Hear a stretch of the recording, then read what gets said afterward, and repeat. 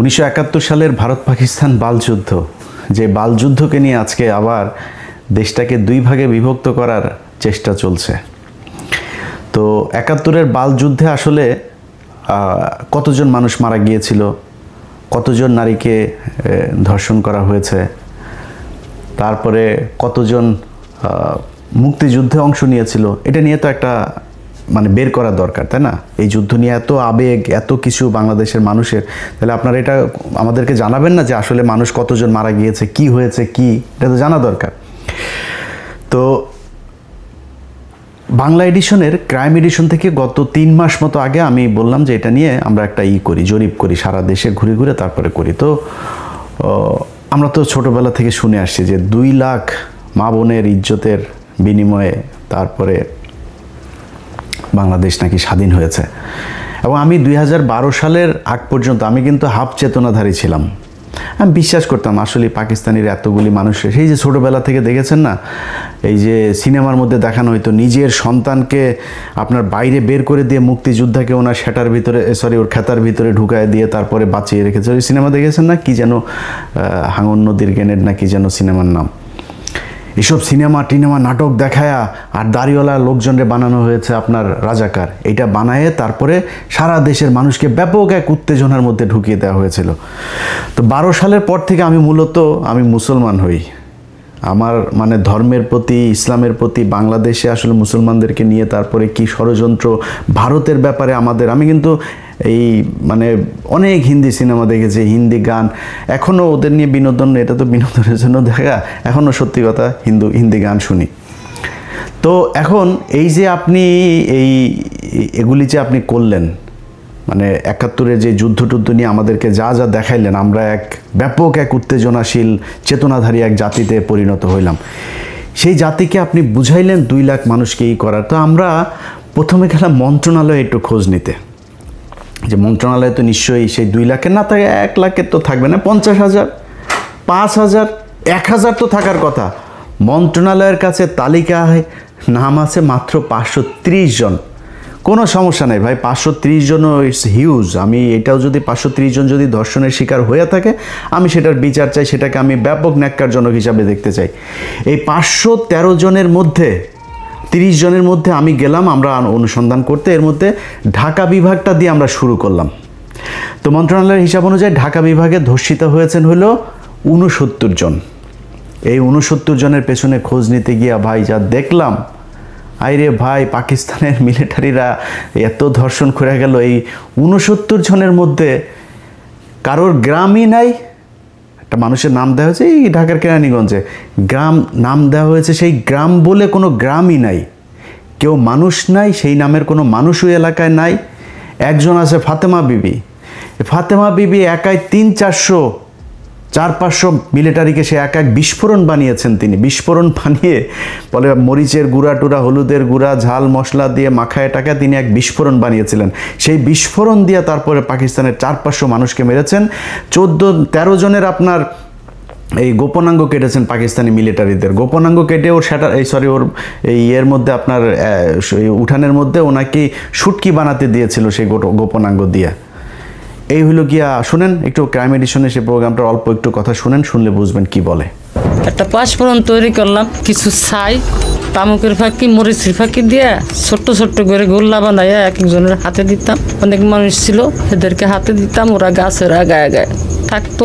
যখন ওইটা যখন পড়তো তখন ওরা আসলে ভরা মারলে ভরা ওকে নাক মুখ চোখ মুখ কানা হয়ে যেত গা, তখন ওদের অস্ত্র আমরা চিনে এনে মুক্তিযোদ্ধাদেরকে দিতাম। বহু অপারেশন করছি আমরা নিজের হাতে, না হইলে কমসে কম আমার এই হাত দেয়, না হইলে 2 থেকে 500 আমি মারছি। আমি 11 জনের জীবিত অবস্থায় তাদের পুরুষঙ্গ কেটে লেছিলাম, কাঁচি দিয়া, বব কাঁচি দিয়ে কাটটা আমি টাকি মাছের মতন শুটকি দিছিলাম। এই হইল কি আমাদের মুক্তিযুদ্ধের ধর্ষিতাদের অবস্থা। 530 জনের মধ্যে একজনকেও, পুরো ঢাকা বিভাগে আমরা একজনের খুঁজে পাইনি যেটা বাস্তবিক পক্ষে বাস্তবিক অর্থে কেউ ধর্ষিত হয়েছে এই প্রমাণ দিতে পারে। নানান ধরনের গল্প, এই করেছে ওই করেছে, 3টা কোশ্চেন করলে এরপরে ঘুরপেচ খাওয়া যায়। আমার 4-5টা ভাইকে, আপনার 4 ভাই আর 1 বোনকে মারা হয়েছে 71 সালে। সেই 4 ভাইয়ের নাম বলতে বললে একবার এক এক ভাইদের নাম বলে। আবার পেটের বাচ্চা মারা গিয়েছে, বাচ্চার বয়স কত ছিল, পাশের থেকে আরেকজন বলে আপনার তো বাচ্চাটা তো ছিল না, কয় পেটের ভিতরে শহীদ হয়েছেন। শোনেন একটু কি বলে। ফরিদ, আরেক ভাইয়ের নাম আছিল দরবেশ, আরেক ভাইয়ের নাম ছিল মনসুর আলী, আরেক ভাইয়ের নাম ছিল নূর মোহাম্মদ, আমার বোনের নাম ছিল নাজমা। নাজমা আমার ছোট ছিল, আমার বোনকে ওই জায়গায় মাইরে ফেললো ফরিদ, শেখ ফরিদ। আমার না, আমার আর একটা ভাইয়ের নামও শেখ ফরিদ আছে, জীবিত, বুঝলেন না, আগে ছিল আমার বড়। আরেক ভাইয়ের নাম আছিল বলগান যে আবুল ফরাজ, আরেকজনের নাম আছিল মনসুর আলী, আর বোনের নাম ছিল নাজমা। আমার প্রথম সন্তান শহীদ হয়েছে, দ্বিতীয় সন্তান মুক্তিযুদ্ধে শহীদ, হ্যাঁ মুক্তিযোদ্ধার সময় শহীদ হয়েছে। দ্বিতীয় সন্তান মুক্তিযুদ্ধের সময় আপনার বয়স ছিল 20-22 বছর। হ্যাঁ, আপনার ছেলের বয়স কত তখন? তখন মনে করেন ছেলে আমার গর্ভে শহীদ হয়েছে, গর্ভ অবস্থায় শহীদ হয়েছে। এইভাবে আমাদেরকে এই গাঁজাখড়ি গল্প শোনায়া একটা বিশাল প্রজন্মকে আমাদের 54 বছর ধরে অন্ধ বানিয়ে রাখা হয়েছে। আমরা আসলে যদি মুক্তিযুদ্ধের সময় কোনো মানুষ মারা গিয়েছে কিনা, কেউ রেপড হয়েছে কিনা, কতজন হয়েছে, আমরা এটা জানতে চাই, আমরা শুনতে চাই, এটা জানুক এই জাতি। কেউ জানে নাই। মুজিব এই শালায় ওর এক কমিশন গঠন করেছিল, আচ্ছা খোঁজ নে তো দেখ কয়জন মারা গিয়েছিল। সারা দেশে মিলা ওরা এই মুক্তিযুদ্ধের সময় নিহত মানুষ পেয়েছিল হইল 33 জন। এই 33 জন পাওয়ার পরে আর খুঁজা পায় না, কয় তাহলে বাদ দে, এটা নিয়ে আর আলাপ দরকার নাই। এরপরে আর কেউ সেই আলাপে যায়নি, সবাই এটা নিয়ে রাজনীতি করেছে। ভাই 530 জন যদি ধর্ষিত হয়ে থাকে, এটা আমি মনে করি যে ব্যাপক মানবতা বিরোধী অপরাধ। এটার সাথে যে যে জড়িত ছিল মারা তো যাইতে হবে। এক একটা 68,000 গ্রাম দিয়ে যদি আপনি 2 লাখের ভাগ করেন 2.90, প্রায় 3 জন করে পড়ে। এই 3 জন করে আপনার গ্রামে আছে, আপনার জেলায় আছে, আপনার বিভাগে আছে। কারোর কাছে শুনেছেন যে কারোর বিভাগে আছে? কেউ বলতে পারবেন যে কার মা বোন রে, আওয়ামী লীগের কারোর মা বোন রে যদি নাকি পাকিস্তানিরা লাগায় যায়, তোরা তালিকাটা আমার কাছে দিস, আমরা খোঁজ খবর নিব, নিয়ে তারপর দেখবো তোর মা বোনদের ভ্যাজাইনাল চেকআপ টেকআপ করায় তারপরে নিয়ে আসবো, দেখবো না কি হয়। এটা করে কি করা হয়েছে, পাকিস্তানিদের সাথে আমাদের একটা বিরাট দূরত্ব তৈরি করা হয়েছে। এই দূরত্ব তৈরি করেই তারপরে এই যে শালারা যে বলে যে মুক্তিযোদ্ধাতেই 16 ডিসেম্বর, এই যে কয়দিন পরে বাল দিবস আসতেছে, একটা বিজয় দিবস, এটা বালের মুক্তি বিজয় দিবস রে। ভারতীয়রা পাকিস্তানিদের কাছ থেকে দেশ লেখা নিল, একটা সেক্টর কমান্ডার থাকতে পারেনি একজন। এই যে ছবিটা, এই যে সাইন করার যে ছবিটা, একজন বাংলাদেশি আছে, সব ইন্ডিয়ানরা। তা আমার কিসের বিজয় দিবস? এরপরে ইন্ডিয়ান মিলিটারিরা এই এসে আমাদের দেশের সব কল কারখানা যা যা আছে সব কিছু নিয়ে গেল। আজকে আমরা বলি না যে আমাদেরকে ব্যাপকভাবে বঞ্চিত করা হয়েছে, উনি পশ্চিম পাকিস্তান পূর্ব পাকিস্তান থেকে সব নিয়ে যেত, পূর্ব পাকিস্তানে কিচ্ছু করা হয় নাই। ভাই ইতিহাস যা গিয়েছে সব বাদ দেন, কয়জন ধর্ষণ হয়েছে বাদ দেন, মুক্তিযোদ্ধা কয়জন ছিল আর নিহত কয়জন হয়েছে সব বাদ দেন, ওগুলি পাস্ট। আপনি বর্তমান নিয়ে করতে চান, আপনি দেখবেন যে পাকিস্তানের এই যখন কিনা আমাদের 1971 আগ পর্যন্ত যখন একসাথে ছিলাম, তখন পর্যন্ত আমাদের দেশে কি কি মিল কল কারখানা কি হয়েছে, হসপিটাল স্কুল কলেজ যা যা হয়েছে, এটা তো এখন আছে, তাই না? আমরা গুগলে সার্চ দিলে পাবো না? আচ্ছা ভাই, আপনি কি জানেন যে এই যে বুয়েট কারা করেছে জানেন? এই যে বঙ্গবন্ধু শেখ মুজিব মেডিকেল কলেজ 1965 সালে এটা করা, সেইখান থেকে এসে তারপরে আপনার এটার নাম দিয়েছে 1998 সালে এটার নাম পরিবর্তন করে তারপরে আওয়ামী লীগ এটা করেছে। BUET, KUET, RUET, CUET, Chittagong medical, sir Salimullah medical, Rangpur medical, Mymensingh medical, যত রাজশাহী মেডিকেল, রাজশাহী ইউনিভার্সিটি। আরে ভাই যুদ্ধের ঠিক 1 বছর আগে 1970 সালে জাহাঙ্গীরনগরটা দিয়ে গিয়েছে। মিল কলকারখানার নাম শুনবেন, Adamjee jute mill, Dhaka jute mills limited, Amin jute mills limited, Khulna jute mills, Karnaphuli rayon mill, Pragati industries, Kaptai জলবিদ্যুৎ, Chandraghona paper mill, Ispahani cotton mills, Khulna newsprint, Chittagong dry dock, eastern refinery limited, যা যা আছে এগুলো সব পাকিস্তান করে দিয়ে গিয়েছে। আপনি জানেন এই যে কমলাপুরটা আছে না, আমাদের বিশাল সুন্দর এক কমলাপুর পাকিস্তান করে দিয়েছে। যে জাতীয় সংসদ ভবনটা আছে না, এই সংসদ ভবনটা এই পাকিস্তান তারপরে করে দিয়ে গিয়েছে এই দেশে। আপনি আমারে বলেন 1971 সালের পর থেকে ঢাকা মেডিকেল 1921 সালে প্রতিষ্ঠিত, কিন্তু এটার বেশিরভাগ যে বিভাগগুলো আছে, ঢাকা মেডিকেলটা ব্রিটিশ আমলে করে দেয়া, এটার যত মানে এই এক্সটেনশন সব পাকিস্তান আমলে করা হয়েছে। এখন এই যে ঢাকা মেডিকেলে আপনি যুদ্ধ হয়েছে না 1971 সালের আগে, এটার বলা হতো প্রাচ্যের অক্সফোর্ড। সেই প্রাচ্যের অক্সফোর্ড 1971 সালের পর থেকে এটার এক্সটেনশন কি হয়েছে জানেন? 1974 সালে চারুকলা একাডেমি অনুষদ, চারুকলা এক অনুষদ ছাড়া এই ঢাকা মেডিকেলে, ঢাকা বিশ্ববিদ্যালয়ের যা যা আছে সব কিছু অধঃপতন হয়েছে। একটা মিল কলকারখানা বলেন তো, কোন মিল কলকারখানা আমাদের এই দেশে হয়েছে 1971 সালের পরে?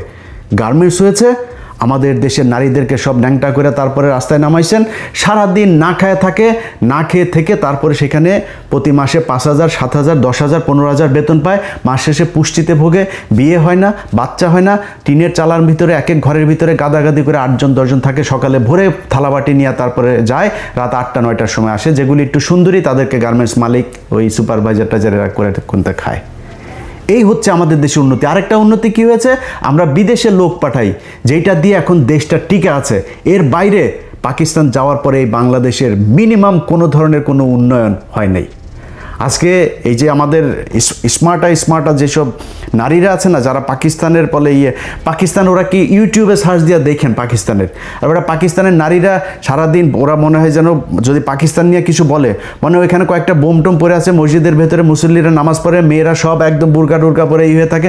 পাকিস্তানে গিয়ে দেখেছেন কোনো দিন? ইউটিউবে দেখেন। জীবনের ইচ্ছা আছে পাকিস্তানে যাব, ইনশাল্লাহ সৌদিতে যাবো আর পাকিস্তানে, 2 জায়গায় যাওয়ার খুব ইচ্ছা আছে, স্বপ্ন আছে, যাব। সেখানে ইউটিউবের মধ্যে ঘুরলে তারপরে দেখা যায়। আর ভাই ইসলামাবাদের হাইওয়েগুলি দেখছিস ইউটিউবে, ওটা কি আমেরিকা না পাকিস্তান এটা বোঝা যায় না। পাকিস্তান এমন কোনো জিনিস আছে যেটা কিনা তারা বিদেশ থেকে রপ্তানি করা লাগে, সব নিজেরা তৈরি করে। এই 2 দিন আগে ব্যালিস্টিক মিসাইল তারা করেছে, উৎক্ষেপণ করেছে। কি করে নাই তারা? মোটর সাইকেল, গাড়ি থেকে শুরু করে সব উৎপাদন করে। চিকিৎসা, তাদের চিকিৎসা খাতের অবস্থা জানেন? তাদের সাথে এখন আমাদের ব্যারিকেড তৈরি করে রাখা হয়েছে। এই ডিসেম্বরে আপনার কতদিন ধরে শুনছি বাংলাদেশ ঢাকা থেকে ইসলামাবাদে সরাসরি ফ্লাইট হবে, চালু হয় না। কারণ ওইখানে গেলে পাকিস্তানের যে ট্রিটমেন্ট ব্যবস্থা, এটা ইন্ডিয়ার সাথে আমাদের তখন একটা এই মানে এখান থেকে রোগী কিছু ভাগাভাগি হয়ে যাবে পাকিস্তানে, এটা কোনোদিনও চায় না। যেই কারণে এই ইন্ডিয়ার যারা কিনা এই বাংলাদেশের যে দালালরা আছে, তারা চায় না পাকিস্তানের সাথে সরাসরি কোনো সংযোগ হোক। পাকিস্তানি কাপড় চোপড়, পাকিস্তানি পোশাক, পাকিস্তানি, আরে ভাই তোরা যে মানে এই মডেল হবি, আমরা মডেল পেয়েছি পুরিমণি, আমরা মডেল পেয়েছি নীরা ইসরাফিল, এই হলো মডেল। পাকিস্তানের মডেল দেখছি ভাই, মডেলও যদি সুন্দরীও যদি দেখতে চাই, এই যে আমাদেরকে যে মানে বঞ্চিত করা হয়েছে, বঞ্চিত আগে করা হয়নি, এখন করা হয়েছে। বাংলাদেশের ফকিন্নির বাচ্চারা তোদের মতো মডেল দেখে তো আমাদের এই ফেসবুকে আমাদের সময় নষ্ট করতে না। আমরা মডেল দেখতে পারতাম পাকিস্তানি মডেল, ওইটা হয়তো আমাদের মডেল। দেখছিস ওদের কোন দিক থেকে যাবি পাকিস্তানের সাথে বল? তো এখন আমাদের সব দিক থেকে বঞ্চিত করে ওরা পাকিস্তানের সাথে এই গ্যাঞ্জাম বাধাই দিয়ে এগুলো করেছে। ভাই পাকিস্তানের সাথে আমরা আলাদা হয়েছি, সারা পৃথিবী যদি চেষ্টা করে পাকিস্তানের সাথে বাংলাদেশ কোনো দিন আলাদা হবে না, মানে এই এক হবে না। কিন্তু আমাদের যে সুযোগ সুবিধা যা দরকার আমি পাকিস্তানের কাছ থেকে নিব। পাকিস্তানের সাথে আমার সম্পর্ক যদি ভালো থাকে, তাদের যে নিউক্লিয়ার আছে সেটা তারা নিজেরাই বলে, বাংলাদেশ ভাই তেরে আমার যদি লাগে তাহলে তোরে দিয়ে দিব, কোনো সমস্যা নাই। আমি কেন তার সাথে গ্যাঞ্জাম লাগবো? আমার যতটুকু দরকার আমি ততটুকু সম্পর্ক তার সাথে ভালো রাখবো। এখন এগুলো করতে দেওয়া যাবে না। এই যে এখন মাঝে মধ্যে দেখেন না 32 নম্বরকে বাঁচানোর জন্য তারপরে কিছু যোদ্ধা রাস্তায় নেমেছে। 32 নম্বরে কি বাল রে? এই 32 নম্বর হলো এই শেখ মুজিব 45,000 মানুষকে মেরেছে। এই 32 নম্বর তো সেই জায়গা। এই 32 নম্বরে বসে বসে 15,000 জাসদের নেতা কর্মীকে হত্যা করা হয়েছে। এখানে বসে এই সিরাজ শিকদারকে ক্রসফায়ারের নির্দেশ দেওয়া হয়েছে। এখানে বসে 74 সালে 27 লক্ষ মানুষকে হত্যা করা হয়েছে এই না খাইয়ে রেখে। এটা তো সেই জায়গা। এখানে থেকে সবশেষ আওয়ামী লীগ, গণতান্ত্রিক দল টল যা আছে সব বাদ দিয়ে বাকশাল প্রতিষ্ঠা করে গিয়েছে এই শেখ মুজিব এই ঘরে বসা। এটা কিসের তরিয়ে? আর এরা সব নাচানাচিতে আছে। আরে বাবা 32 নম্বর এখনও বলছি না বাঁচাইতে, 32 নম্বরে আছে কিছু, তোর 32 নম্বরে যা কিছু আছে ওই জায়গায়। আর এই দিন যেটা হয়েছে এটা তো আমরা ভেলকি দেখিয়েছি, এইটা নিয়ে সবাই ব্যস্ত রাখবো, দিক থেকে রায় হয়ে যাবে। তোরা সারা দেশে কিসের ভেলকি দেখাবি? ভেলকি 32 নম্বরে কেন্দ্র করে তারপরে হয়েছে। সো এত উত্তেজনার কিছু নাই। এই বাল যুদ্ধ নিয়ে আমাদেরকে আর আলাদা করা যাবে না, এই দেশের মানুষকে বিভ্রান্ত করা যাবে না। যারা যাবে এইটারে কেন্দ্র করে, এই যে বাউলের দেখেন না, বাউলের পক্ষে এই যে বিএনপির মহাসচিব এই কুলাঙ্গারের বাচ্চা এই বলে যে বাউলের টাউল এগুলোর পেতে, কুলাঙ্গারের বাচ্চা তুই কেটা জানি না আমরা, তুই সারা জীবন তোর মেয়ে একটা আছে, ঘর জামাই আরেকটা আছে, দুইটা অস্ট্রেলিয়াতে রেখে তোর টাকা পয়সা সব পাচার করছিস, ওই আওয়ামী লীগের সময় পর্যন্ত তুই টাকা পাচার করছিস অস্ট্রেলিয়াতে তোর মেয়ের কাছে, তোর মেয়ে এখন দেশে এসে রাজনীতি করে। এতদিন কই ছিলি? বাংলাদেশে মানুষ জীবন দেয়, তুই অস্ট্রেলিয়াতে বসে, তারপর তোর অবদানটা কি আমারে বল? হাসিনার বিরুদ্ধে অবদানটা কি তোর? ও মেয়েরে দেখছে নাকি ওর ভাইরে দেখছে? ওবায়দুল কাদের আর ওই যে মির্জা ফখরুল আর ভাই আরেকটা আছে ফয়সাল, এই দুইটার চাঁদাবাজিতে ওই এলাকার মানুষ এখন ঘরে থাকা দায়। ও কয়েকদিন 2 দিন আগে লিখছে যে ওর নাকি বাড়িঘর কমেছে রাজনীতি করতে গিয়ে। তোর বাড়িঘর কমে? তোর বাড়িঘর তো সব অস্ট্রেলিয়ার থেকে শালা। ওরা এসে এখন এই মুক্তিযুদ্ধ নিয়ে বাউল দেখবেন, এই এদের সবার এগুলি সব এক জায়গায় হয়ে যাবে দেখবেন। বাউলের ক্ষেত্রে ওরা এক জায়গায় হবে। আরে ওরা আমার আল্লাহরে নিয়ে যেই কথা বলেছে, তুই কিসের বালের বাউল? কোন জায়গার বাউল আসছিস তুই এখানে এই করতে? ওরা এই মুক্তিযুদ্ধকে নিয়ে ইসলামকে আলাদা করেছে, দাড়ি টুপিওয়ালা লোকজনকে বানিয়েছে রাজাকার, এরা হচ্ছে গিয়া দেশ বিরোধী। এটা বানিয়ে সেই ভারতের যেই ন্যারেটিভ সেটা এখানে প্রতিষ্ঠিত। এই ন্যারেটিভ দিয়ে এই দেশের রাজনীতি করা যাবে না, আমরা করতে দিব না। যতই চেষ্টা করেন চালায় যান, দেখেন কাদের পক্ষে লোক যায়। ঢাকা বিশ্ববিদ্যালয় দেখেছেন না, রাজাকারকে বাঁচিয়ে করে ওপেনে বলেছি পাকিস্তানের ক্যান্ডিডেট রাজাকার, ও জিতেছে। তো ওই সামনের নির্বাচনেও বেশি খেলা করতে আসবে না কোনো দল, আশা করি। এই মুক্তিযুদ্ধ নিয়ে আশা করি কেউ খেলা করবে না, আওয়ামী লীগ নাই যেহেতু, আর কেউ করবেও না আশা করি। সো যারা এই বাংলাদেশে এখন মুক্তিযুদ্ধের 32 নম্বরের বাউল, তারপরে এই যে চেতনায় বালছাল নিয়ে আসতে চাইবেন, ভাই কেউ পাত্তা পাবেন না। এগুলি বাংলাদেশের মানুষ। আমি বাংলাদেশের আপামর জনসাধারণের কাছে একটা প্রশ্ন করতে চাই, ভাই আমার কাছে আপনার মুক্তিযুদ্ধের ইতিহাস জানার দরকার নেই, বা আপনারে সিম্পল একটা কোশ্চেন করি, আপনি আপনার গ্রামে, আপনার থানায়, আপনার উপজেলায়, আপনার জেলায় গিয়ে খোঁজ নেবেন যে ভাই কতজন কার মাকে পাকিস্তানিরা লাগিয়ে গিয়েছে, আমার একটু জানায়েন ভাই প্লিজ। আমি যদি জানি যে হ্যাঁ পাকিস্তানের একজন তাকে ধর্ষণ করেছে, আমি একটু শুনতে চাই। একজন মানুষকে আমি পাইতে চাই যেই মানুষটা কিনা করেছে। 2015 সাল, 2071 সাল থেকে 2015 সালে এসে বীরাঙ্গনাদের খোঁজে তালিকা তৈরি শুরু হয়। সেই বীরাঙ্গনা তৈরি করতে গিয়ে আওয়ামী লীগ বিধবা, অসহায়, গৃহহারা, স্বামীহারা মানুষজনকে এক জায়গায় করে তারপরে তারা একটা বীরাঙ্গনার তালিকা তৈরি করেছে 530 জনে, সারা দেশে মিলে। সব কয়টা ভুয়া। এই যে অবস্থা। যাই হোক, এগুলি করে আমাদেরকে আলাদা করতে চেয়েছে। আমরা এখন গার্মেন্টস শিল্প আর আমাদের শ্রমিক শিল্প, এই যে প্রবাসে যে যারা স্বামী স্ত্রীকে ছাড়া থাকে 20 বছর 15 বছর, মাকে ছাড়া, সন্তানকে ছাড়া, বাবাকে ছাড়া মানবেতর জীবনযাপন করে, এরা বালের বীরের জাতি। দোচে তোদেরকে কেউ সারা দুনিয়ায়, তুই বাল জাতি 71 থেকে এই পর্যন্ত কি বালটা ফেলাইছিস? কেউ করে পাকিস্তান না খেয়ে থাকে, পাকিস্তান করে যা দেখিস। আমরা তো এনে থাকি পৃথিবীর সবচাইতে রেইনবো জাতির সাথে আমরা থাকি। এখানে আমরা জানি যে একটা বাঙালি এক জায়গায় গেলে তার কি, আর একটা পাকিস্তানি গেলে তার কি। মিডিল ইস্টে আমার বাংলাদেশের সবচেয়ে বেশি মানুষ থাকে। জিজ্ঞেস করি যায় যে একটা পাকিস্তানি একটা লোক সৌদিয়ানের কাছে কি, আর একটা বাংলাদেশের মানুষ কি। কুত্তার মতো দাম দেন আমাদেরকে, তোদের মতো বাঞ্চত মার্কা রাজনীতিবিদদের জন্য। আমরা আজকে এই কুত্তার জাতি হিসাবে সারা দুনিয়ার মধ্যে কিচ্ছু নাই, আমার কিচ্ছু নাই। এক পোশাক শ্রমিক বানায় মহিলাদেরকে এখানে ন্যাংটা করে কাজ করানো হচ্ছে, না আছে কোনো না আছে তাদের নিরাপত্তা, না শারীরিক নিরাপত্তা, মানসিক, আর্থিক, সামাজিক কোনো নিরাপত্তা নাই। রাস্তায় নামায় দেওয়া হয়েছে, এর নাম তাদের চেতনা। বাউলগিরি করে যে শালারা করে, ওই যে আমাদের চুয়াডাঙ্গার মেয়ে, আমাদের চুয়াডাঙ্গা সরোজগঞ্জের মেয়ে সালমা, সে বলেছে যে এগুলির ব্যাপারে খুব শান্টিং দিয়েছে। কয়েকজন বাউল নারী বলেছে এরা বেডে না গেলে এরা প্রোগ্রামে তাদেরকে অ্যাটেন্ড করতে দেয় না। সো খেলাধুলা ভাই সব একই জিনিস। ওই যে সবশেষ আপনাদেরকে একটা জিনিস শোনাই। গোপালগঞ্জে গিয়েছিল আমাদের একজন হেলেনা নামে এক চার দোকানদারকে আপনার বীরাঙ্গনা বানানো হয়েছে। সেই বীরাঙ্গনাকে আপনার গোপালগঞ্জের আওয়ামী লীগের নেতারা ঢাকায় এনে কি করে তারপরে তাকে বীরাঙ্গনার তালিকায় নাম ঢুকিয়েছে, তার কাছ থেকে শুনে অনুষ্ঠান শেষ করি। হেলেনা ওই যে মুক্তিযোদ্ধার চার দোকানদার যে মহিলা, ও কি বীরাঙ্গনা নেই? 71 সালে জন্ম হয়নি।